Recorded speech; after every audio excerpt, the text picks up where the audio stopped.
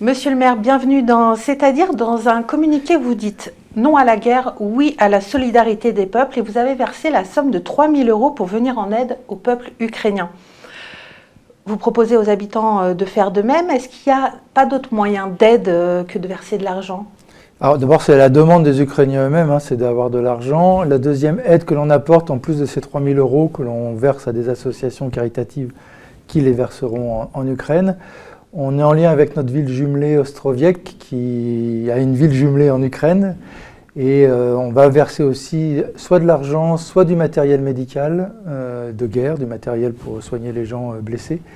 Et donc on va envoyer ça aussi en Pologne en plus. Donc ça c'est un moyen supplémentaire que l'on a rajouté dans l'aide qu'on apporte aux Ukrainiens, malheureusement. Alors c'est la seule aide que peuvent faire les maires à leur échelle? Pas seulement, il y a aussi continuer à manifester pour la paix, à faire entendre notre volonté que cette guerre, que l'agression russe s'arrête en direction de l'Ukraine et que des pourparlers de paix reviennent.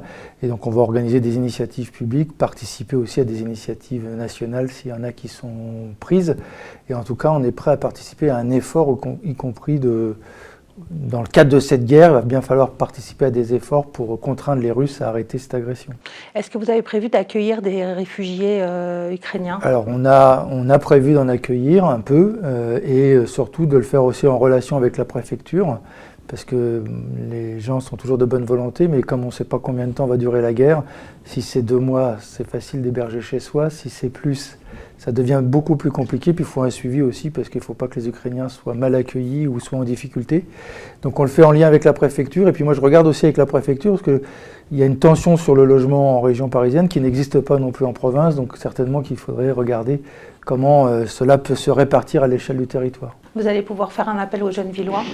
On le fera, mais on le fait avec quelques limites, parce que c'est pas si facile d'accueillir des gens chez soi.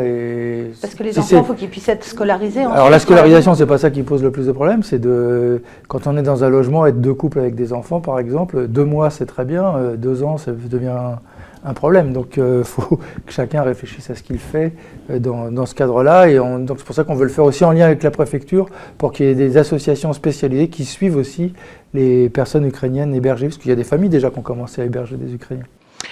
Les prix vont augmenter aussi suite à cette guerre en Ukraine.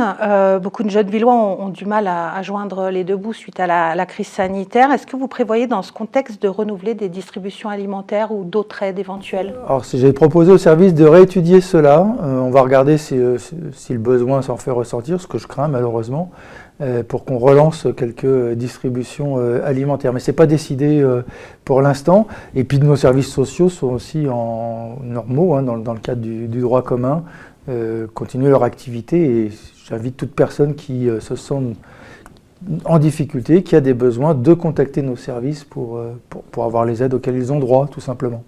Alors, depuis le 14 mars, le pass vaccinal n'est plus requis. Alors, quel impact cela va-t-il avoir sur les services? Est-ce que vous allez pouvoir réaugmenter l'offre d'activités ou réorganiser d'autres choses qui n'étaient pas plus prévues pour l'instant? Alors déjà, ça me donne le plaisir de parler avec vous en voyant si vous souriez ou si vous faites la tête. Donc déjà, c'est quelque chose d'assez agréable pour tout le monde.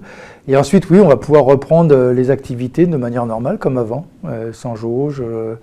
J'invite juste à faire attention, parce que le ministre lui-même de la Santé dit attention, il y a une vague qui revient. Donc aux personnes, si ce n'est pas pour nous, faisons-le pour les plus fragiles. Si on se sent dans des lieux confinés, parfois porter le masque de manière volontaire, c'est pas si mal, mais sinon toutes nos activités vont reprendre de manière normale, oui. Justement, 61% des jeunes Villois sont vaccinés contre 78% de la moyenne nationale. Quel est l'avenir du centre de vaccination? On voit que le taux est encore faible à Gennevilliers. Justement, comme le taux de vaccination baisse et le lieu de PCR pour le contrôle de PCR est fermé même d'ailleurs. Donc la ferme de Lollange, le centre de dépistage est fermé. Le centre de dépistage est fermé et le centre de vaccination, nous avons l'arrêté du préfet pour le fermer en fin de semaine. Ce samedi 19 mars, vous fêtez notamment les 10 ans de jumelage avec la Banessa. Pouvez-vous nous rappeler les origines de ce jumelage? Pourquoi la Banessa? Alors la Banessa, c'est sous un mandat précédent, c'est l'équipe de Jacques Bourgoin qui avait fait ce jumelage.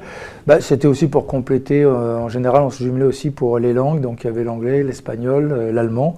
Donc les Anglais, eux, ne sont pas intéressés, sinon on aurait ce jumelage avec l'Angleterre. On en avait un d'ailleurs avec le Wirral, qui ne fonctionne plus parce que les Anglais ne sont pas intéressés. On en a un qui fonctionne très très bien avec Berkamen en Allemagne.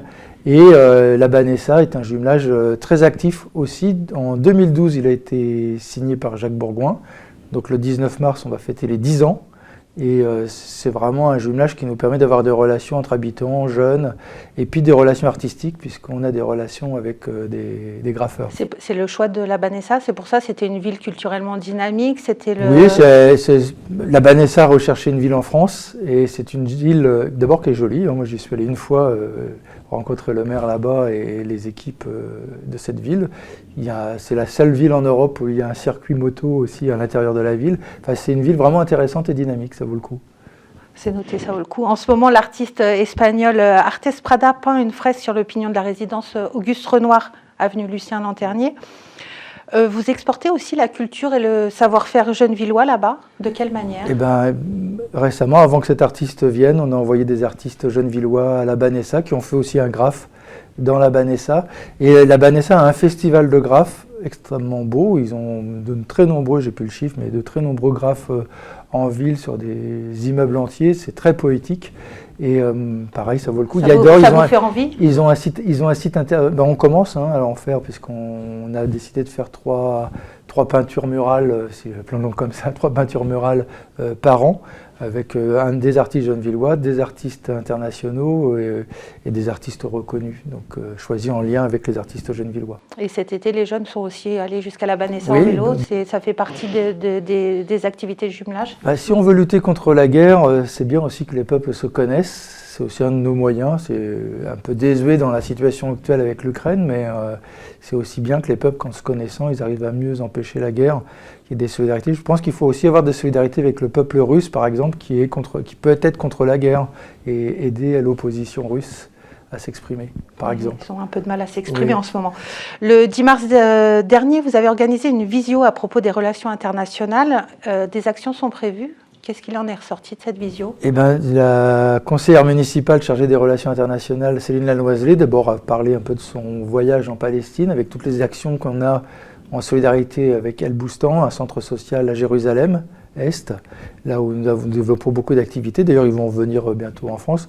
Elle m'a demandé, d'ailleurs, après la visio, une information, un scoop pour vous. Elle m'a demandé si on pouvait faire venir des scouts palestiniens à Gennevilliers pour le carnaval. Donc, je pense qu'il y aura des scouts palestiniens qui viendront. En tout cas, on va leur faire la demande pour le carnaval. Et puis, elle a développé toutes les activités. Elle a parlé de la Banessa avec l'activité que l'on a, mais aussi ce qui va se développer avec l'Allemagne et l'Italie. Et il y a une prise de contact qui est faite. Donc, elle nous a informé qu'Imola, il y a eu un changement de municipalité. Donc, la nouvelle municipalité a repris contact avec nous parce qu'ils avaient rompu aussi. C'était le mouvement 5 étoiles. Donc, on avait été un peu plus réticents dans nos échanges. Et là, il y a une nouvelle municipalité, donc les échanges semblent être partis pour être repris. Donc des beaux projets à venir. Et la volonté de travailler avec plus les gennevillois, d'ailleurs, dans les échanges entre populations, c'est aussi le 109 qu'elle va apporter dans cette action. On arrête là, on se retrouve la semaine prochaine dans C'est-à-dire.